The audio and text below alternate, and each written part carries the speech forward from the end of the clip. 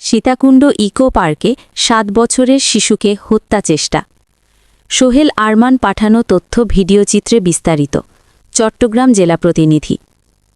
চট্টগ্রামের সীতাকুণ্ড পৌরসভাধীন ফকিরহাট এলাকার ইকো পার্কে হীরা 7 নামে এক শিশু কন্যাকে গলা কেটে হত্যার চেষ্টা করা হয়েছে বলে অভিযোগ উঠেছে। হীরা সীতাকুণ্ড উপজেলার কুমিরা ইউনিয়নের মাস্টারপাড়া গ্রামের মোহাম্মদ নূর হোসেনের মেয়ে বলে পুলিশ জানিয়েছে।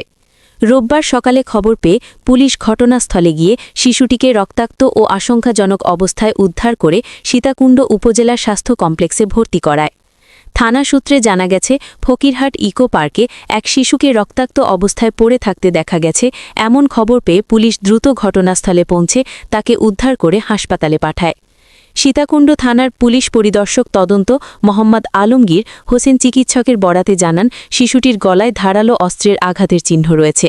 প্রাথমিকভাবে ধারণা করা হচ্ছে কেউ তাকে ইকো পার্কে বেড়ানোর কথা বলে নিয়ে গিয়ে হত্যার চেষ্টা করে এবং মৃত ভেবে ফেলে রেখে যায়। হাসপাতালে নেওয়ার পর শিশুটি কষ্টের মধ্যেও নিজের নাম পরিচয় জানাতে সক্ষম হয়। পরিবারকে বিষয়টি জানানো হয়েছে। ঘটনার সঙ্গে জড়িতদের শনাক্তে তদন্ত চলছে এবং প্রয়োজনীয় আইনগত ব্যবস্থা নেওয়া হবে বলে জানিয়েছে police. SMP news 24 news desk.